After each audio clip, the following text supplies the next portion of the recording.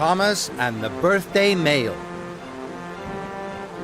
It was the stormy season on the island of Sodor. All the engines were battling against the bad weather. Thomas was busy delivering supplies and mail in a far part of the island. He really enjoyed going up to High Farm. It was up on a hill right at the end of the line.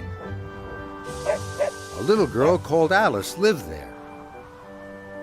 Alice and Thomas were good friends.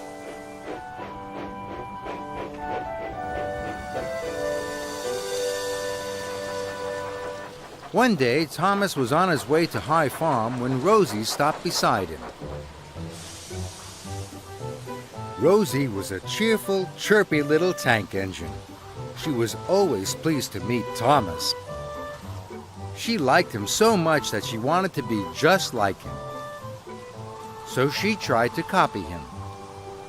She tried to whoosh the way he did. She even tried to whistle like Thomas. It made Thomas cross. "Hello, Thomas," puffed Rosie brightly. "What are you doing?" "It's Alice's birthday," chuffed Thomas. "I want to get all her presents up to High Farm in good time." Just then, Harold the helicopter arrived. "Another storm warning, I'm afraid," he shouted. "High winds on the way and heavy rain."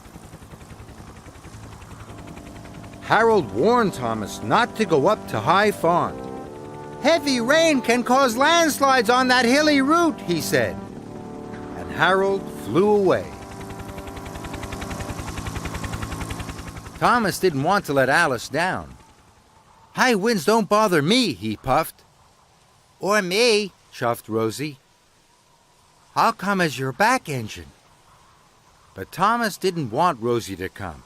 "No, thank you, Rosie," he huffed firmly. "I can do it on my own." And he chuffed quickly away. But Rosie liked Thomas very much, and she wanted to help, so she chuffed naughtily after him. Thomas puffed along the line to High Farm.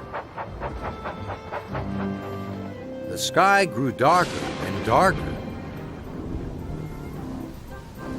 Soon, it was pouring with rain. Thomas's pistons pumped and his boiler bubbled. It was hard work. "Rosie can't follow me now," he thought. "She isn't strong enough." But Thomas was wrong. Rosie's pistons were pumping and her boiler was bubbling right behind him. She whistled cheerfully to Thomas. Thomas was very annoyed. "Bother," he huffed.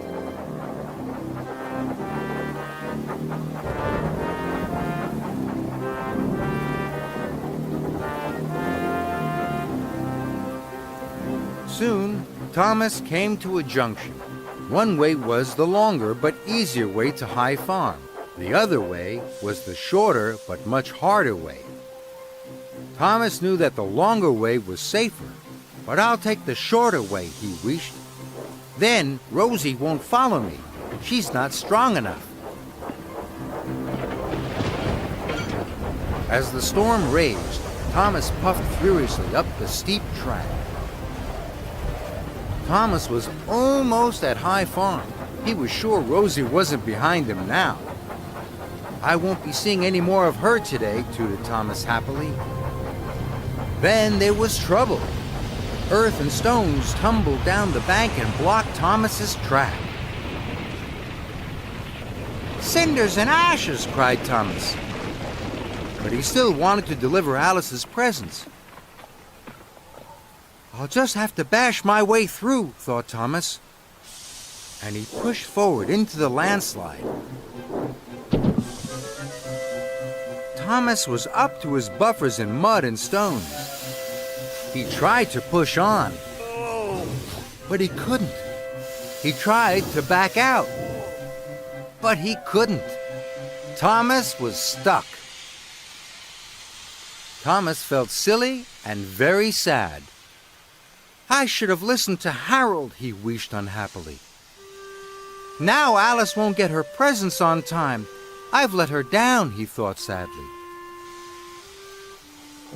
Then he heard the toot of another engine. It was Rosie puffing proudly up the hill behind him. It's me! Tooted Rosie cheerfully. Then she saw Thomas was stuck. Thomas felt very silly. I'll go and get help, chuffed Rosie. Wait a minute, whistled Thomas. Please, will you deliver Alice's presents for me? Rosie was very happy. Of course I will, she puffed. Rosie was soon coupled up to Thomas's freight cars. Then she steamed off to High Farm. Thomas waited for Rosie to come back. He was happy she had followed him after all. Soon Rosie came puffing back down the line. Alice's mother has telephoned for help, Rosie told Thomas. Edward is on his way to pull you out. Then Thomas noticed that Rosie had a passenger on board. It was Alice.